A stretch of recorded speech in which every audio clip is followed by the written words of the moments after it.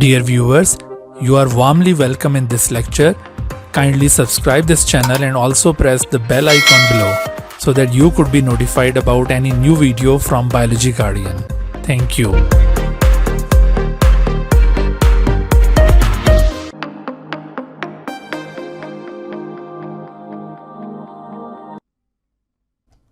बिस्मिल्लाहिर्रहमानिर्रहीम। रब्बिश्रह ली सदरी व यस्सिर ली अमरी वहलुल उक़दतम मिन लिसानी यफ़क़हू क़ौली। Hello, dear students, welcome to lecture number 4 of chapter number 11 of NBF Biology first year. And today, we are going to discuss the structure and function of stomach. तो आज के lecture में हम discuss करेंगे structure and function of stomach. Stomach हमारी body का ये दूसरा रीजन है जहां पर डाइजेशन परफॉर्म होता है। इससे पहले आपको याद होगा हमने ओरल कैविटी के अंदर डाइजेशन का जिक्र किया था। ओरल कैविटी के बाद अब स्टमक की बारी आती है, यहां पर अब डाइजेशन परफॉर्म होगा। इस लिहाज से स्टमक को सेकंड साइट ऑफ डाइजेशन कहा जाता है। स्टमक का अगर हम स्ट्रक्चर एक्सप्लेन करें तो स्टमक का स्ट्रक्चर आप इस तरह से बताएंगे। स्टमक बेसिकली एक जे शेप ऑर्गन होता है हमारे बॉडी के अंदर जब ये एम्प्टी हो। ठीक है, इस तरह से आप इसका स्ट्रक्चर ड्रॉ कर सकते हैं कि जब ये एम्प्टी होता है तो उस वक्त ये जे शेप नजर आता है। ये आप देख रहे हैं कि ये इस तरह से यूं जे शेप स्ट्रक्चर आपको ये नजर आ रहा है। लेकिन जब ये भरा हुआ होता है तो उस वक्त कैसी शक्ल होगी इसकी? उस वक्त तो ये लगता है ओ बन जाता है। ये आपको इसकी जो शक्ल दिखा रहे हैं ये खाली स्टमक की शक्ल दिखा रहे हैं कि जब ये एम्प्टी होगा तो उस वक्त ये जे शेप में नजर आ रहा होगा। तो स्टमक के स्ट्रक्चर को एक्सप्लेन करते हुए आपने ये जे शेप का रेफरेंस जरूर देना है। This is a J shape organ. इसके एक एंड पर इसोफेगस कनेक्टेड होता है। This is oesophagus.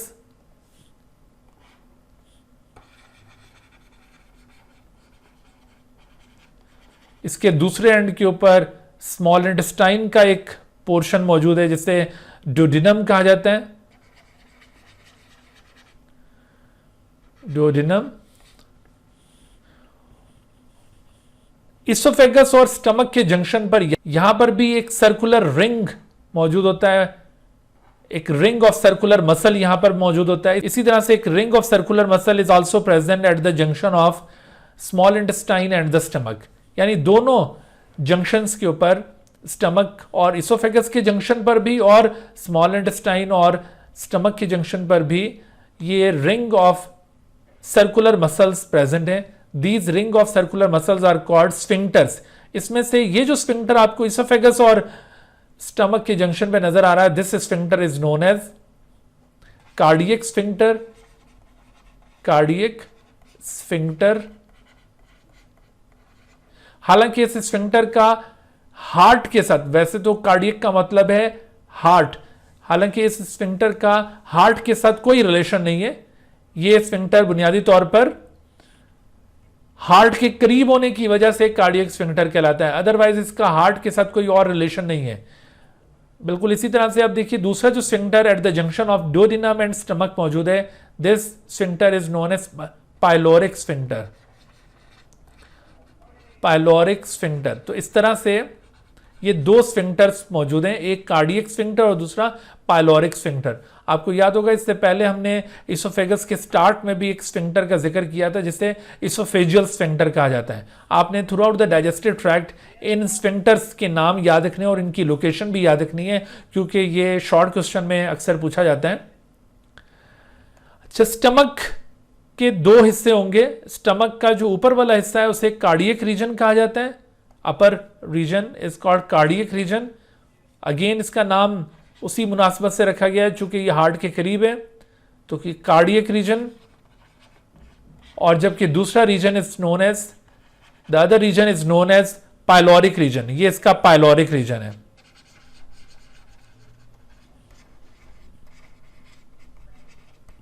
तो कार्डियक और पाइलोरिक रीजन दो रीजन्स हैं स्टमक के।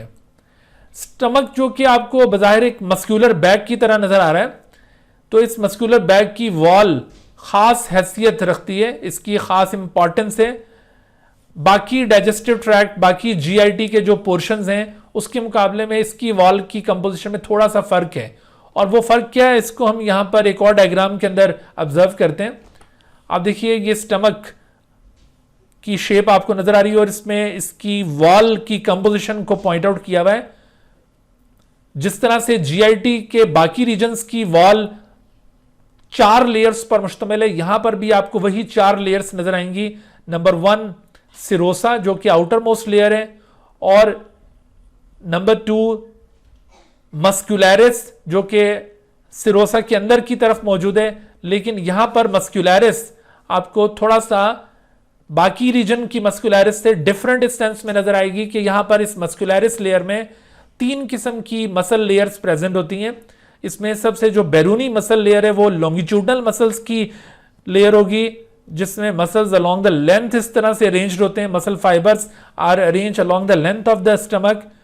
उसके अंदर की तरफ फिर सर्कुलर मसल्स की लेयर है। ये muscles along the circle, along the radius present होते हैं। इनके फाइबर्स यूं इस तरह से अलोंग द रेडियस मौजूद होंगे, इस वजह से इनको सर्कुलर मसल्स कहा जाता है। और तीसरी यहां पर एक और भी लेयर है मसल्स की, उसे ऑब्लिक मसल लेयर कहा जाता है। और यहां पर आप देख रहे हैं कि जो मसल फाइबर्स हैं दे आर प्रेजेंट डायगोनली। ये ना तो अलोंग द लेंथ है ना अलोंग द सर्कल, बल्कि ये इस तरह से ऑब्लिक पोजीशन में मौजूद हैं। इस वजह से इसको ऑब्लिक मसल लेयर कहा जाता है। तो ये जो ऑब्लिक मसल लेयर आपने देखी, this oblique muscle layer is absent in other regions of GIT. तो अगर आपसे ये डिफरेंस पूछा जाए कि how the composition of stomach wall differs from that of the other regions of GIT, तो उसमें आपने एक डिफरेंस ये पॉइंट आउट करना है कि यहां पर जो मस्कुलरिस पार्ट है उसके अंदर ऑब्लिक मसल लेयर प्रेजेंट है, जबकि in other regions of the GIT there is no oblique muscle layer in the muscularis part.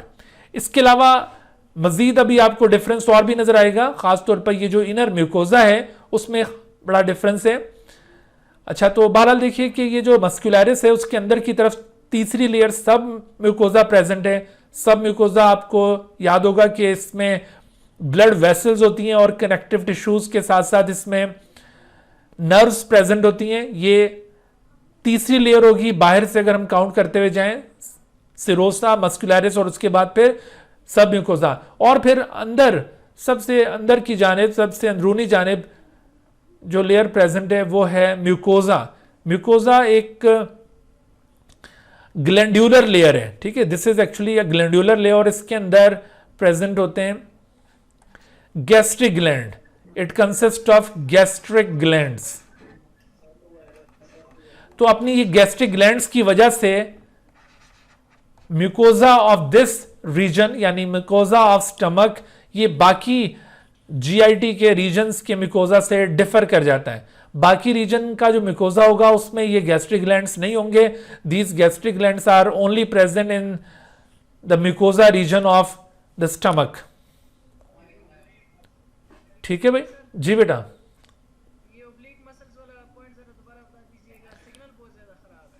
जी बेटा, देखो मैंने आपसे ये अर्ज किया कि बाकी जो रीजन्स हैं जीआईटी के उनकी मस्कुलरिस के अंदर सिर्फ 2 लेयर्स होती हैं मसल्स की, एक लॉन्गिट्यूडनल और दूसरी सर्कुलर, जबकि यहाँ पर ऑब्लिक लेयर भी प्रेजेंट है। और ऑब्लिक लेयर के अंदर जो मसल फाइबर्स के बंडल्स हैं वो ना तो बिल्कुल यूं अलोंग द लेंथ प्रेजेंट होते हैं, इस तरह से भी नहीं होते, ना वो इस तरह से अलोंग द सर्कल भी नहीं होते, बल्कि वो आप देख रहे हैं डायगोनली प्रेजेंट होते हैं। यानी इनकी पोजीशन क्या कहलाएगी? Oblique position. तो ये, हाँ जी, तो ये ऑब्लिक मसल लेयर इस वजह से इसे कहा गया है। तो बाकी जो रीजन्स हैं हमारे जीआईटी के वहां पर ये ऑब्लिक मसल लेयर एब्सेंट है। ये सिर्फ खास तौर पर इधर स्टमक के अंदर ही मौजूद है। यहां पर क्यों मौजूद है अभी हम इसके स्टमक के फंक्शन में इस बात का जिक्र करेंगे कि यहां पर ये लेयर क्यों मौजूद है। अच्छा, बहरहाल मैंने अभी आपको बताया कि म्यूकोजा जो लेयर है, इनर मोस्ट लेयर, ये भी बाकी रीजन्स जीआईटी के उनके म्यूकोजा से डिफरेंट है इस सेंस में कि it contains gastric glands, whereas other mucosa of other regions of GIT does not contain gastric glands. तो गैस्ट्रिक ग्लैंड्स क्या होते हैं, इस गैस्ट्रिक ग्लैंड के स्ट्रक्चर को पहले हम डिस्कस करते हैं और फिर इसकी जो सीक्रेशंस हैं उसके बारे में बात होगी। देखो गैस्ट्रिक ग्लैंड्स कुछ इस तरह का स्ट्रक्चर रखते हैं। यहां पर आपको ये स्टमक वॉल का स्केच एक और तरह से दिखाया हुआ है। आप देखिए कि सबसे जो बैरूनी लेयर है वो ये रही सिरोसा, सिरोसा के बाद उससे जो अंदर मस्कुलैरिस लेयर है, मस्कुलैरिस में ये सबसे पहले लॉन्गिट्यूडनल मसल आगे, फिर ये सर्कुलर मसल्स, उसके बाद ऑब्लिक मसल आगे, ये सारा मस्कुलैरिस पोर्शन है। फिर उसके बाद ये सब म्यूकोजा और सब म्यूकोजा से अंदर की जानिब ये म्यूकोजा है। ठीक है, तो म्यूकोजा यहां पर तो आपको बज़ाहिर ऐसा लग रहा है कि ये म्यूकोजा बाकी लेयर्स के मुकाबले में सबसे ज्यादा थिकन्ड पोर्शन है। ये ऐसा हरगिज नहीं है, ये जस्ट आपको यहां पर एक्सप्लेन करने के लिए म्यूकोजा को थोड़ा सा यूं ब्रॉड करके दिखाया हुआ है। दरअसल मसल की जो सबसे मोटी लेयर होती है ना, वो उसके मसल्स की लेयर होती है। Muscular layer is the thickest layer of the stomach wall, जबकि ये म्यूकोजा की जो थिकनेस है वो डेफिनेटली लेस होगी देन मस्कुलैरिस, लेकिन सिर्फ for the sake of understanding हमने यहां पर म्यूकोजा लेयर को थोड़ा सा ब्रॉड किया हुआ ताकि इसके अंदर मौजूद फीचर्स हमें समझ में आ सके। अब देखिए कि इस म्यूकोजा लेयर के अंदर आपको ये इस तरह से ट्यूबुलर ग्लैंड्स नजर आ रहे हैं।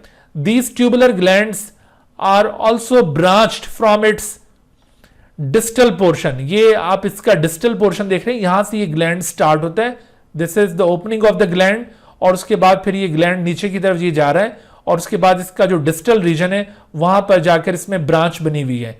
तो ये अक्सर जो गैस्ट्रिक ग्लैंड से उनके टर्मिनल पोर्शन यूं ब्रांच्ड होते हैं। अच्छा, इस ग्लैंड की एपिथेलियम देख रहे हैं आप, एपिथेलियम एक सिंगल लेयर ऑफ सेल पर मुश्तमिल है और सेंटर के अंदर एक हॉलो कैनाल प्रेजेंट है, एक डक्ट मौजूद है जिसके जरिए इन ग्लैंड्स की सीक्रेशंस यहां से स्टमक के अंदर रिलीज होंगी। आप देख रहे हैं कि ये जो डक्ट है ये स्टमक के अंदर ओपन हो रही है और स्टमक के अंदर जो इस डक्ट की ओपनिंग है उस ओपनिंग को कहते हैं गैस्ट्रिक पिट्स। ये आपको गैस्ट्रिक पिट्स यहां पे नजर आ रहे हैं। So these openings of the gastric canal, जो गैस्ट्रिक डक्ट्स हैं उनकी ओपनिंग्स को गैस्ट्रिक पिट्स कहा जाता है।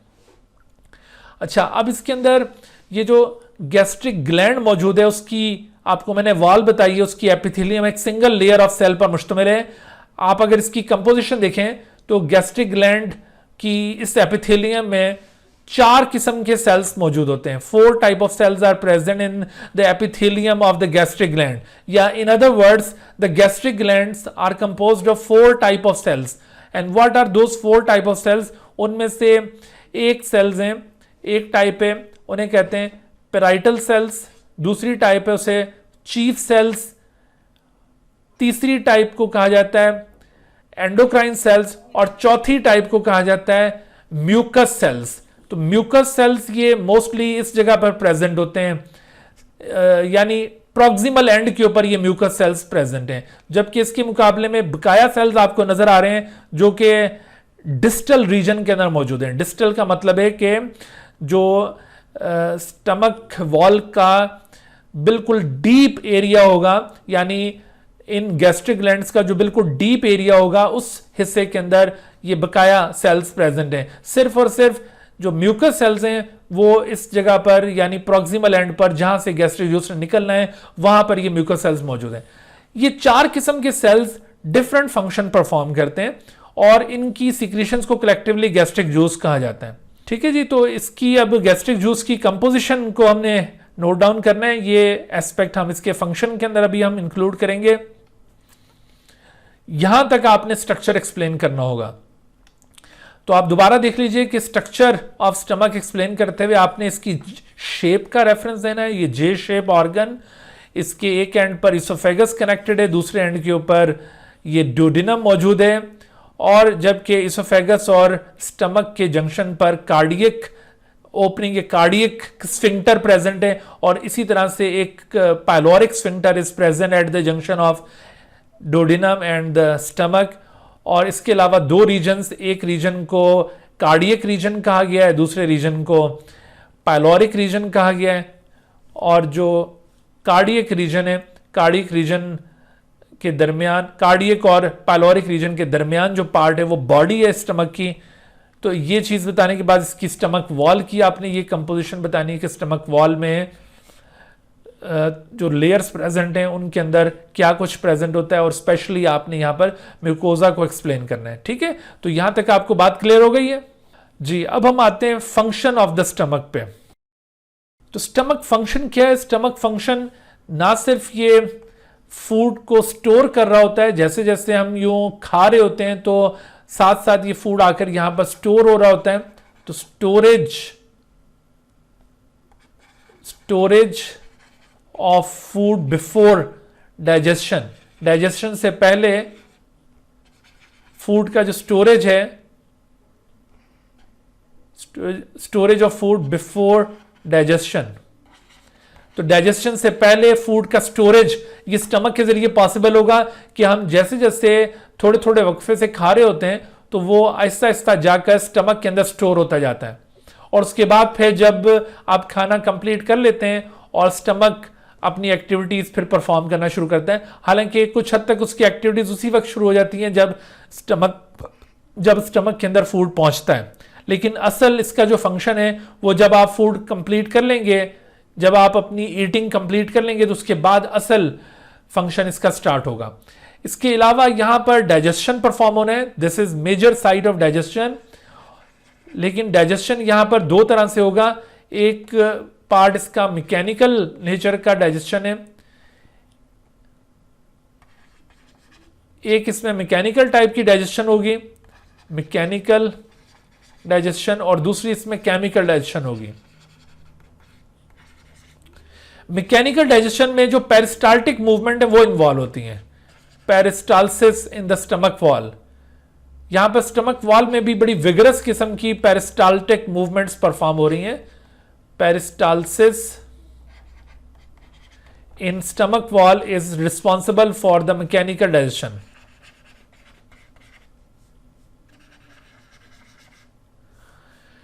यहां पर बहुत ही विगरस किस्म की पेरिस्टालसिस होती है due to the presence of oblique muscle. यहां पर चूंकि तीन किस्म की लेयर्स प्रेजेंट है मसल्स की, एक सर्कुलर, दूसरे लॉन्गिट्यूडनल और तीसरे ऑब्लिक, तो यहां पर बड़ी ही विगरस किस्म की पेरिस्टाल्टिक मूवमेंट होंगी, जिसकी वजह से जो भी कुछ आपने खाया होगा वो मैकेनिकली यहां पर डाइजेस्ट होगा।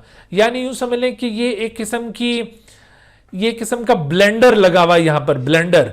जैसे आप किसी ब्लेंडर के अंदर ये बनाना या कोई मैंगोज वगैरह डाल के, दूध डाल के उसको मिक्स कर देते हैं ना, ब्लेंड कर देते हैं, बिल्कुल इसी तरह से जो चीज भी आप स्टमक में डालेंगे तो स्टमक उसको अपनी इस पेरिस्टाल्टिक मूवमेंट की वजह से बिल्कुल यूं ग्राइंड कर देगा और ब्लेंड कर देगा उन चीजों को।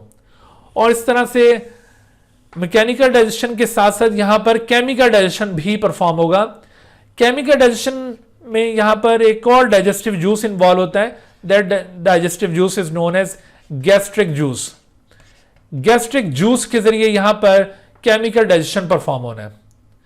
इससे पहले आपने एक और डाइजेस्टिव जूस पढ़ा था जो कि ओरल कैविटी में सीक्रेट हुआ था, that juice is known as saliva. बिल्कुल इसी तरह से अब एक और digestive juice which is known as gastric juice, जो कि स्टमक वॉल में से, गैस्ट्रिक ग्लैंड में से सीक्रेट होना है, इसके जरिए ये केमिकल डाइजेशन परफॉर्म होता है।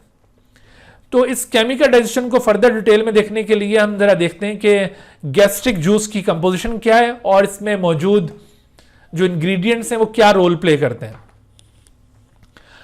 गैस्ट्रिक जूस असल में गैस्ट्रिक ग्लैंड प्रोड्यूस करते हैं, और अभी मैंने आपको गैस्ट्रिक ग्लैंड का स्ट्रक्चर बताया था कि एक गैस्ट्रिक ग्लैंड बेसिकली 4 किस्म की सेल्स पर मुश्तमिल है, जिसमें से 3 सेल्स गैस्ट्रिक जूस प्रोड्यूस करते हैं, और जबकि चौथा सेल जो कि एंडोक्राइन इन नेचर है वो हार्मोन प्रोड्यूस करेगा। इसमें से जो पहली टाइप के सेल्स थे वो मैंने आपको बताया म्यूकस सेल्स उन्हें कहा जाता है, म्यूकस सेल्स जो कि proximal end of gastric gland पर मौजूद थे।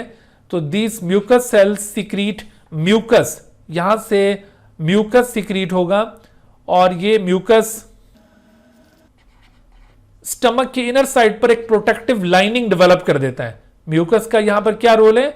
म्यूकस ने ये स्टमक की इनर सरफेस के ऊपर एक प्रोटेक्टिव लाइनिंग डेवलप करनी है ताकि बकाया जो गैस्ट्रिक जूस के कंटेंट्स हैं वो स्टमक वॉल को नुकसान ना पहुंचा सकें, क्योंकि गैस्ट्रिक जूस के अंदर बहुत ही लो पीएच पाई जाती है, उसके अंदर प्रोटीन डाइजेस्टिंग एंजाइम प्रेजेंट होते हैं, जिसकी वजह से स्टमक वॉल रप्चर हो सकती है, डाइजेस्ट हो सकती है। तो इस वजह से स्टमक वॉल को रप्चर होने से बचाने के लिए यहां पर सबसे पहले म्यूकस की एक लाइनिंग क्रिएट करनी होती है, और यही वजह है कि ये म्यूकस सेल्स यहां पर proximal end of the gastric gland पर प्रेजेंट हैं, ताकि जैसे ही स्टमक अपनी एक्टिविटी शुरू करे तो फौरन ही म्यूकस सिक्रीट होकर यहां पर एक थिन लेयर फॉर्म कर दे, और उसकी वजह से फिर बाकी जो गैस्ट्रिक जूस के कंटेंट्स हैं वो उसको नुकसान ना पहुंचा सकें।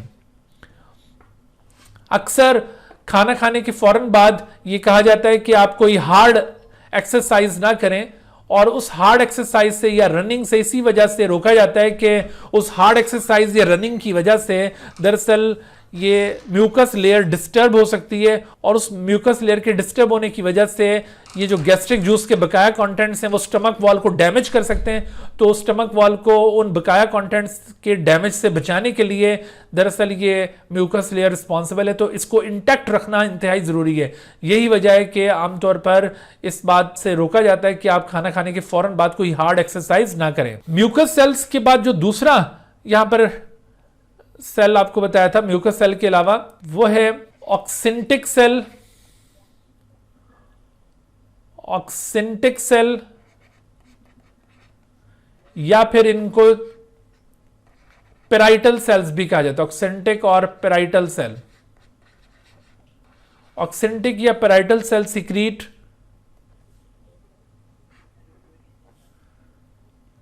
HCl। अच्छा बेटे, तो ये यहां पर ऑक्सेंटिक सेल या पेराइटल सेल, यहां से क्या चीज सिक्रीट होगी? ऑक्सेंटिक सेल और parietal cell secrete HCl। HCl एक बहुत ही इंपॉर्टेंट कंपोनेंट है। HCl गैस्ट्रिक जूस का एक ऐसा कंपोनेंट है जिसका मेन फंक्शन तो पीएच मेंटेन करना होता है, यानी इसका प्राइमरी फंक्शन आप बताएंगे। Primary function is to maintain the pH of the stomach, to maintain pH of the stomach,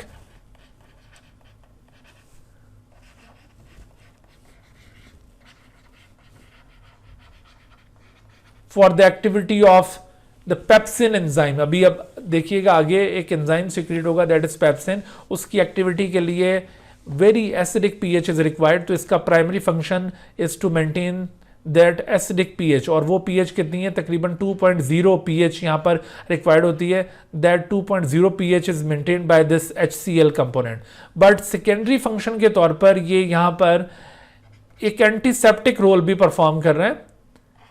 it also acts as antiseptic. Antiseptic का मतलब हुआ कि कोई भी अगर माइक्रोब हमारे फूड के अंदर मौजूद हुआ जो कि ओरल कैविटी से बचकर यहाँ तक पहुँच गया है, तो ऐसी सूरत में उन माइक्रोब्स को लाजमी यहाँ पर किल कर दिया जाएगा बाय मींस ऑफ HCl। तो ये एंटीसेप्टिक नेचर भी है।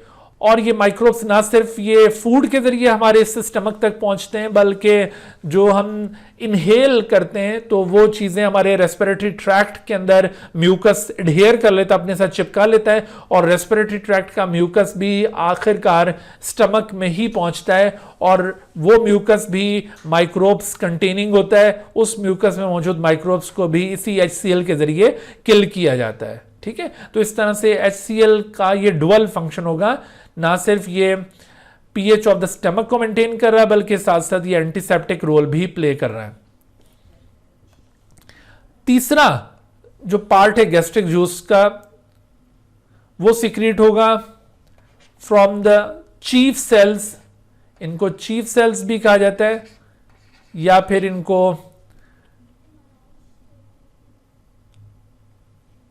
ज़िमोजेन सेल्स भी कहते हैं। Zymogen cells, these cells secrete a protease type of enzyme, और वो प्रोटीएस टाइप का एंजाइम कौन सा है? That enzyme is called pepsinogen. Pepsinogen जो कि एक इनएक्टिव स्टेट है इस एंजाइम की, तो इस इनएक्टिव स्टेट पेप्सिनोजेन की फॉर्म में ये एंजाइम यहां पर प्रोड्यूस होगा, और जैसे ही ये एसिडिक pH के अंदर रिलीज होता है या ऑलरेडी एक्टिवेटेड पेप्सिन के सामने जब ये रिलीज होगा तो it is activated into pepsin, it becomes pepsin. तो पेप्सिन जो कि एक प्रोटीएज टाइप का एंजाइम है, इसने प्रोटीन को डाइजेस्ट करना है। This is basically a protease type of enzyme, protein digesting enzyme. ये पेप्सिन इसकी एक्टिव स्टेट है, जबकि इसके मुकाबले में pepsinogen is it's inactive state. तो ये एंजाइम इस चीफ सेल या जिमोजेन सेल से सिक्रीट होता है।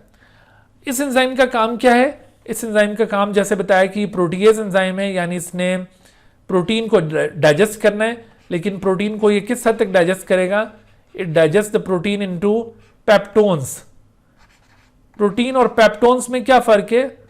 प्रोटीन असल में लार्ज पॉलीपेप्टाइड्स को कहते हैं।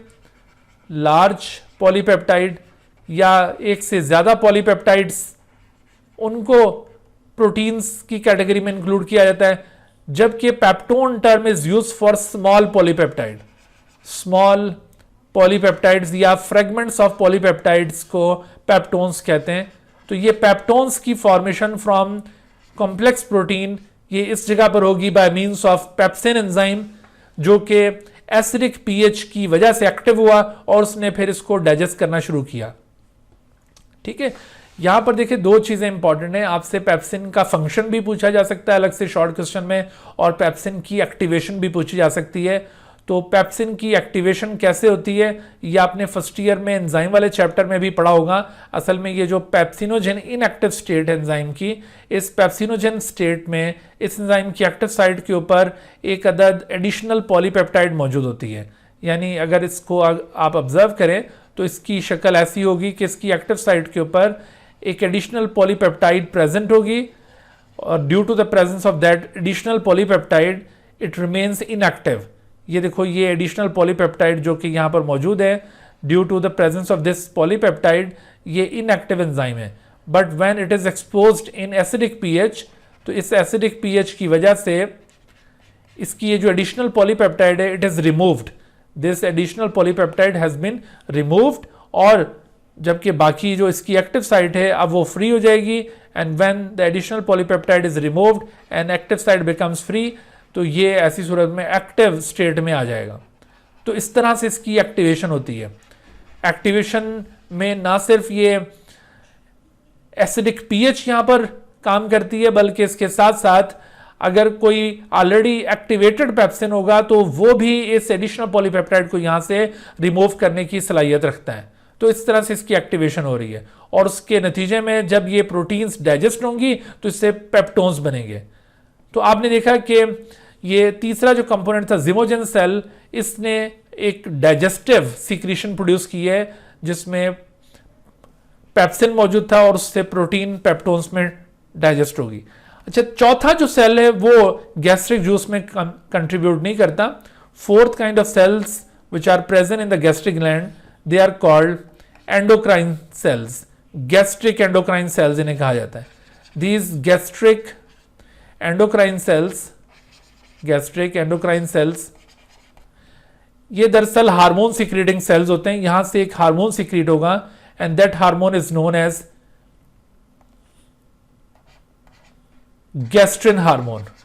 याद रखो कि ये जो गैस्ट्रिन हार्मोन है, this is not the part of gastric juice. असल में ये बाकी सारे इंग्रेडिएंट्स थे गैस्ट्रिक जूस के, इन सब को कलेक्टिवली गैस्ट्रिक जूस कहा जाता है। क्या कंपोजिशन है गैस्ट्रिक जूस की? It consist of mucus, HCl and pepsinogen, या जो कि पेप्सिन में एक्टिवेट हो जाएगा। ये सारे इंग्रेडिएंट्स हैं गैस्ट्रिक जूस के। जबकि गैस्ट्रिन इज अ हार्मोन, ये बेसिकली एक हार्मोन है, और इस हार्मोन का क्या रोल है? आपने ये रोल अभी सेकेंड ईयर में अभी आगे जाकर पढ़ना है। तो गैस्ट्रिन का रोल क्या होता है? Gastrin is hormone which actually stimulate the gastric gland to secrete the gastric juice. ये इसको स्टिमुलेट करता है टू प्रोड्यूस गैस्ट्रिक जूस।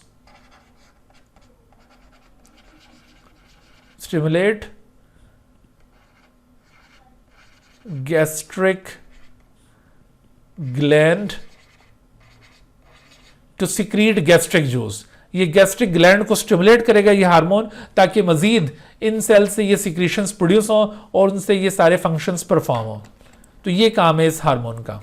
यहां तक जब ये फूड डाइजेस्ट हो जाता है तो अब इस पार्शली डाइजेस्टेड फूड को कहा जाता है काइम, जो कि एसिडिक नेचर रखता है। Chyme, so this chyme is produced in the stomach. ये काइम क्या चीज है, तो आप इसको डिफाइन करेंगे, this is partially digested food in stomach.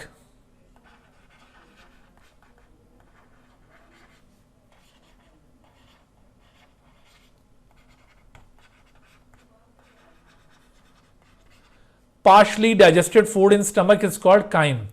इससे पहले आपने देखा था कि ओरल कैविटी के अंदर भी सिर्फ एक ही फूड कंपोनेंट डाइजेस्ट हुआ था, दैट इज कॉल्ड कार्बोहाइड्रेट, और कार्बोहाइड्रेट की भी वहां पर पार्शियल डाइजेशन हुई थी।